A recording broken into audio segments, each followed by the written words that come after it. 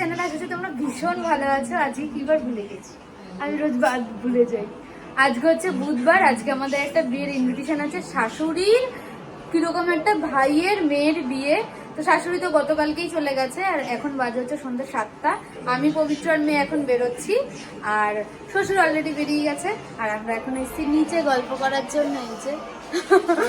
এই যে সাজগোজ কমপ্লিট আমার, এই হোয়াইট কালারের অর্গানজাটা পরেছি, আর তোমাদের পুরো লুকটা শেয়ার করবো। তো চলো তার আগে বেরোনো যাক, কারণ অনেকটা লেট হয়ে গেছে, অনেকটা দূর যাবো আমরা। এই পচা গরমের জন্য মাম্মামকে আর গর্জাস কিছু পরাইনি, হালকা পাতলার মধ্যে একটা ফ্রক পরিয়েছি। আর ছোটুকে দেখেছে তো, পারলে এক্ষুনি উঠে মামামের সঙ্গে দৌড়ানো শুরু করে দেয়। আমরা ওই 7টা নাগাদ বেরিয়ে 7:45-টার মধ্যে পৌঁছে গেছি বিয়ে বাড়ি।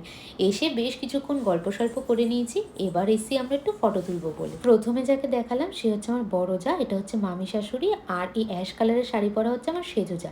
আর এই হচ্ছে আমার বড় যার ছেলে স্যান্ডি, ভীষণ মিশুকে। আর এই হচ্ছে সোনাই, সেজো যার মেয়ে। ও একটু শান্ত চুপচাপ কিন্তু ভারী মিষ্টি মেয়েটা। আমরা আসার পরেও দেখছি এখনো অবধি ব্রাইড আসেনি, কারণ বিয়ের লগ্ন রাত্রিবেলা 12টার পর। আর ব্রাইড নাকি আস্তে আস্তে তাও 9টা, 9:30 বাজবে।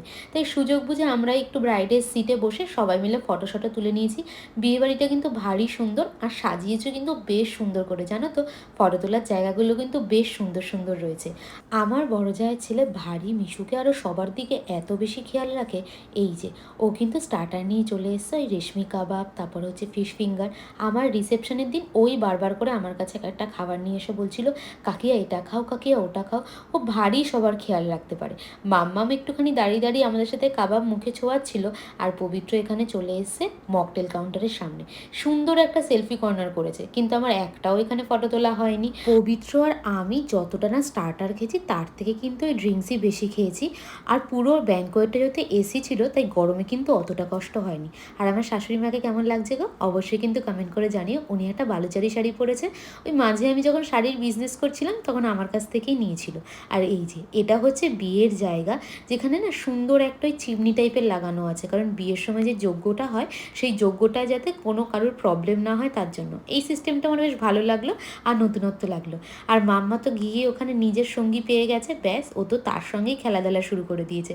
দুইজন মিলে একদম পুরো বিয়ে বাড়ি ঘুরে ঘুরে বেড়াচ্ছে। ওখানে পবিত্রর ভাইদের সাথে দাঁড়িয়ে গল্প করছে, আর পাশে কিন্তু স্যালাড কাউন্টার করেছে। সেখানে তো আর যাওয়ার প্রশ্নই নেই আমাদের, আমরা তো অত কিছু খাইনি।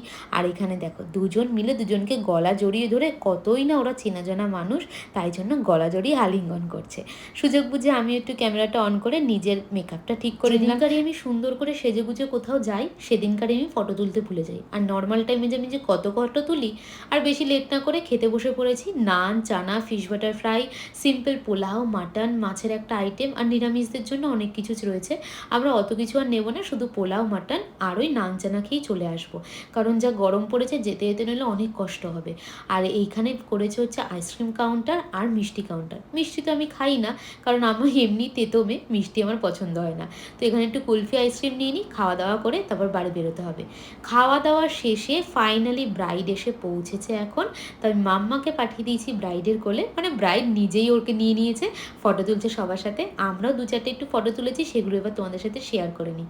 এই যে ব্রাইডের সাথে আমরা, আমার 2 জায়ের সাথে, মামি শাশুড়ি সবাই মিলে। বাদ বাকি না অনেকের সাথেই ফটো তোলা হয়নি, গল্প করতে এতই ব্যস্ত ছিলাম আমরা যে অনেকের সাথে ফটো তুলতেই ভুলে গেছি। এবার তবে বাড়ি যাওয়ার পালা, বাজে ওই 10টা মতো। এবার আমরা এখান থেকে বেরোবো। আর আমার মেজো মাসি শাশুড়ি, স্যান্ডি, মেশো, বৌদি সবাই কিন্তু এখনই ওরা চলে যাবে, ওরাও কেউ থাকবে না। বাদ বাকি আর কয়েকজন মাসি ঠাসি ওরা রয়েছে সবাই। মাম্মামকে ছাড়তে তার ঠাম্মি চলে এসছে। তো চলো এবার রওনা দেওয়া যাক বাড়ির দিকে। বিয়ে বাড়িতে তো তোমাদের সাথে কোনো লুক শেয়ার করাই হলো না, তাই এবার তোমাদের সাথে লুকটা শেয়ার করতে চলে এসেছি। এই শাড়িটা এবছরের দুর্গাপুজোর শাশুড়িকে দিয়েছিলাম আমি আর পবিত্র, যদিও বা চয়েসটা শাশুড়িই করেছিল। মা কিন্তু এখনো অবধি একবারও পরেনি। যে কোনো শাড়ি আনলে শাশুড়ি আমাকে আগে বলে তুই ভেঙে নে, তারপরে আমি পরবো। অষ্টমীর দিনে আমি পরেছিলাম, ভীষণ সুন্দর অর্গেনজা এটা একটা। আর এই যে এই ঘড়িটা কিন্তু পবিত্রর অফিস থেকে পেয়েছে।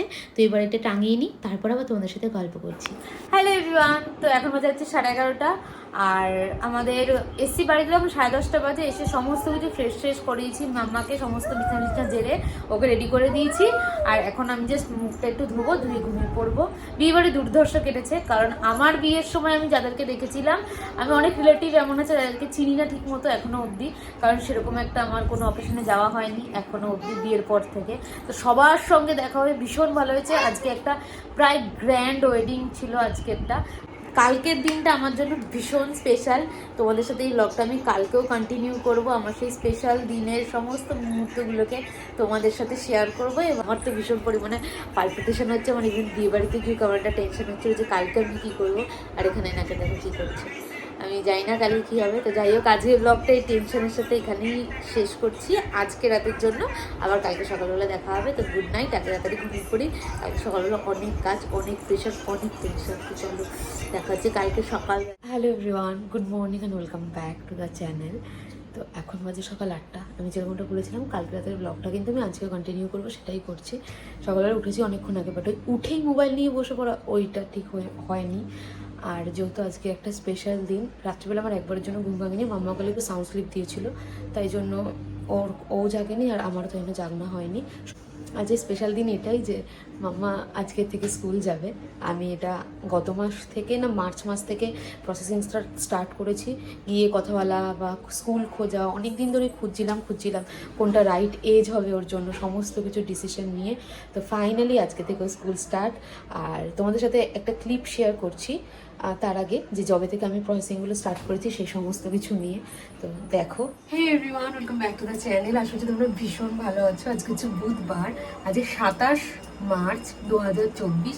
ডেটটা এই কারণেই বলছি কারণ এই ব্লগটা আমি কবে আপলোড করবো জানি না। আজকে ভীষণ স্পেশাল একটা দিন, ভীষণ বড় একটা দিন আমার জন্য। কারণ আজকে যাব মেয়ে স্কুলে কথা বলতে, মেয়ের অ্যাডমিশনের জন্য। তো আমি একটা স্কুলে ডিসাইড করে রেখেছিলাম যে এই স্কুলে দেবো। এবার একবার ভিজিট করাটা খুব ইম্পর্টেন্ট। তো এপ্রিল মাসের 1 তারিখ থেকে সেশন স্টার্ট। তো সেই সমস্ত নিয়ে যে কথা বলতে যাবো, ওভার ফোন আমার অলরেডি কথা হয়ে গেছে। পবিত্র যেহেতু বাড়িতে নেই, তাই জন্য আমি যাব, মেয়ে যাবে, শাশুড়িকে নিয়ে যাচ্ছি। কারণ ওকে একা নিয়ে যাওয়ার পক্ষে একটু ডিফিকাল্ট হয়ে যায়। তো সকাল থেকে আমি রীতিমতো কেঁদেছি যে না জানি মেয়েটা আমার স্কুলে গিয়ে কী করবে, 2 ঘন্টা ওকে ছেড়ে একা আমি কি করে থাকবো। কিছু করার নেই, এটা তো শুরু করতেই হতো। তো চলো আমাদের সাথে, তোমরা চলো, এত বড় একটা মুহূর্ত তোমাদের সাথে শেয়ার করতে হবে।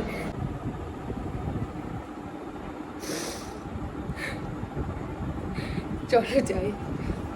সেদিন আমি অবাক হয়েছিলাম কারণ মাম্মাকে সানগ্লাস পরানোর পর ও পুরো রাস্তাটা সুন্দর করে সানগ্লাস পরে গেছিলো, একবারের জন্য খোলেনি। ও বেসিক্যালি এই সমস্ত জিনিস একদমই ক্যারি করতে চায় না বা পরে না, কিন্তু সেদিনকার বেশ সুন্দর মনে আমাদের সাথে সানগ্লাস পরে গেছিলো।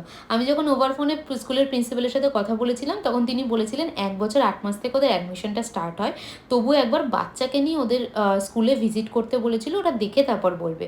তো মাম্মামকে নিয়ে যাওয়ার পর প্রিন্সিপাল ম্যাম বললো যে ও তো বয়স অনুযায়ী অনেক কিছুই বলতে পারে, তো আপনার কোনো অসুবিধা নেই, আপনি এপ্রিল মাস থেকে স্টার্ট করতে পারেন।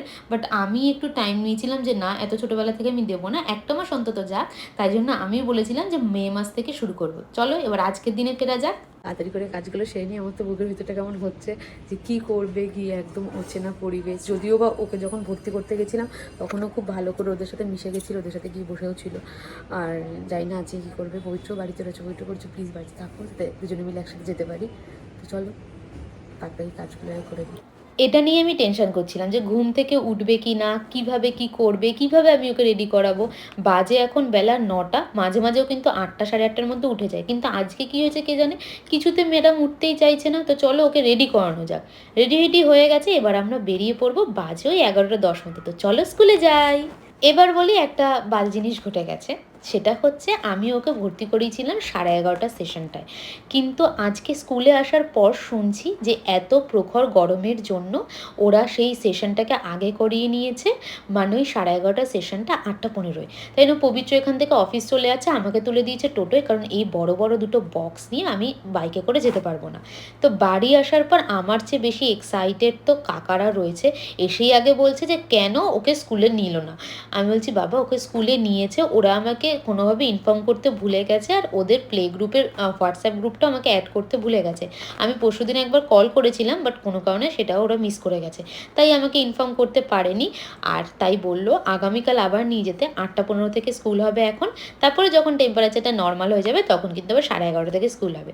আর কাকারা দেখো কতটা উৎসাহ নিয়ে প্রত্যেকটা কিট খুলে খুলে দেখছে কোনটায় কি রয়েছে, কি দিয়ে কি করবে। ওদের দেখলাম যে সমস্ত প্রজেক্ট ওয়ার্কগুলো একেবারে সমস্ত দিয়ে দিয়েছে, দেখো আমার তো বেশি এক্সপিরিয়েন্স নেই, আমি প্রথমবার মাম্মাকে ভর্তি করেছি, তাই আমি ভীষণ এক্সাইটেড। যে কোনো ছোটোখাটো জিনিসপত্র নিয়ে আমি ভীষণ পরিমাণে এক্সাইটেড। আমি সেই কারণে এক্সাইটমেন্ট নিয়ে এই জিনিসগুলো তোমাদের সাথে শেয়ার করছি। কারোর যদি তোমাদের কোনো ন্যাকামো মনে হয় তাহলে আই এম সরি, বাট আমার কাছে এটা ভীষণ স্পেশাল। একে একে প্রায় সমস্ত বক্সই এখানে খোলা কমপ্লিট হয়ে গেছে। আর জিজু তো ভীষণ এক্সাইটেড ছিল যে বৌদি তুমি আগে ভিডিও করো জিনিসগুলো যাতে আমরা দেখতে পাই সুন্দর করে, পরে মনে থাকবে। তাই জন্য এখানে আমি সুন্দর ভিডিও করছি, আমাকে কিছু করতে হচ্ছে না, এখানে বেসিক্যালি আমার ওই দেওরাই করছে। ওরা সমস্ত বইপত্র নিয়ে দেখছে আর বলছে এত বইও পড়বে কী করে। ওকে স্কুল থেকে টোটাল 8টা বই দিয়েছে, তার মধ্যে ড্রয়িং, রাইমস, তারপর হচ্ছে অ্যাচিভমেন্ট বুক, আরও কত ধরনের বই রয়েছে যেগুলো আমাকে এখন আস্তে আস্তে পড়াশুনো করতে হবে। পড়াশোনাটা তো ওর না, বেসিক্যালি আমার পড়াশুনো। কাকিমণি আমাকে তাই বলছে, তোর এবারে পড়াশুনো বাড়লো, কাজ বাড়লো, তোর এবার কোনো টাইমে ফ্রি নেই, তোকেই সমস্ত কিছু করতে হবে। ওপরে নিয়ে এসে প্রত্যেকটা জিনিস আমি পাট করে সাজিয়ে সুন্দর করে একটা ফটো তোলার জন্য বিছানাটাকে রেডি করেছি। এই যে ওকে 3খানা টি-শার্ট দিয়েছে, ওরে 8খানা বুকস, প্লাস এখানে আরও এক্সট্রা অনেক কিছু রয়েছে, প্রজেক্ট ওয়ার্কের জিনিসপত্র, ড্রয়িং বুক, মানে এই প্রজেক্ট ওয়ার্কের মানে বক্সটার মধ্যে যে কত জিনিসপত্র রয়েছে। স্কুল ব্যাগটা ভীষণ সুন্দর। আর আমার সবচেয়ে ভালো লাগে হচ্ছে ইউরো কিডসের ড্রেসের যে কালারটা, মানে ব্লু অ্যান্ড ইয়েলোর যে কম্বিনেশনটা, এটা এত সুন্দর, এতটা ব্রাইট। এই দুটো বক্সের মধ্যেও কিন্তু এই প্রজেক্ট ওয়ার্কের জিনিসপত্র রয়েছে। এটা হচ্ছে আইডেন্টি কার্ড। পবিত্র যখন আসবে এগুলো তখন আবার ওপেন করতে হবে, তো এখন বন্ধ করে রেখে দিই চলো। তো বাজে এখন রাত্রি 11টা। আমি দুপুরের পর থেকে স্কুল থেকে ফেরার পর থেকে আর কোনো ভিডিও করিনি সেরকম একটা, খালি ওই বইপত্রগুলোই দেখিয়েছিলাম, তোমাদের সাথে শেয়ার করেছিলাম। কারণ আমার ভীষণ পরিমাণে শরীরটা খারাপ লাগছিল, মাথা ঘুরছিল, খাওয়া দাওয়াও করিনি। বিকালবেলা 4:30টার সময় কাকিমণির ঘর থেকে ফ্রাইড রাইস ছিল, তাই খেয়েছি। ইভেন চানও করেছি আমি আজ বিকালবেলা 5টায়। শ্বশুরও চলে গেছে শাশুড়ির সাথে, কালকে দত্তপুকুর বউ ভাতের নিমন্ত্রণ আছে সেখানে। আর আমি পবিত্র আর মেয়ে এখন বাড়িতে 3জন। তো কালকে সকালবেলা মামাকে আবার স্কুলে নিয়ে যেতে হবে, তারপরেও স্কুল থেকে আবার ইনফর্ম করলো যে কিছু ড্রয়িং বুক, আর্ট পেপার এগুলো লাগবে, তো ওগুলো আমরা বিকালবেলা কিনতে বেরিয়েছিলাম। তারপরেও স্কুল থেকে তো শুধু টি-শার্ট দিচ্ছে, সেই প্যান্ট ট্যান্ট সমস্ত কিছু কিনে নিয়ে এসেছি। কালকের আর আজকের ব্লগটাকে এখানেই শেষ করছি। তো তোমাদের যদি কিছু ভালো লেগে থাকে তাহলে please do like, comment, share and subscribe. Till then tata. সবাই ভীষণ ভালো থেকো, মজায় থেকো, আনন্দ থেকো, সুস্থ থেকো। আর এই গরমের হাত থেকে বাঁচতে অবশ্যই অনেক অনেক জল পান করো, আর আমের শরবত বা যে কোনো ধরনের শরবত পান করো। তো চলি, টাটা, গুড নাইট, দেখা যায় খুব শিগগিরই।